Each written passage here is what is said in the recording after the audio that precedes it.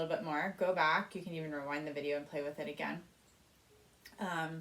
But make sure that you have the rhythm right before you go on to the next step. So, do you see anything else written in the music that we're not doing yet? There's a couple of things. First of all, over that first note, does anybody know what that little half of a square symbol means? That means to start near the frog of your bow and do a pull bow first. Okay, so we're already kind of doing that because we start usually on a down bow anyway. But if you weren't starting on a down bow, it would be good to practice that. And then there are 3 things, do you see them, written underneath that tell us about the style that we should be playing in. So one is a word. Let's talk about that one first. So legato, which means long, smooth, connected bows. Okay? And then F. Does anybody remember what F means? Does it mean loud or quiet? Yes, it means loud. And then halfway through the line, we get quiet. So now we've done the notes, we did the rhythm, now we're going to do the style and dynamics, okay? And we didn't need to do a separate step for bowing this time, all right? Okay, so let's try it. 1, 2, starting nice and loud. Ready, go.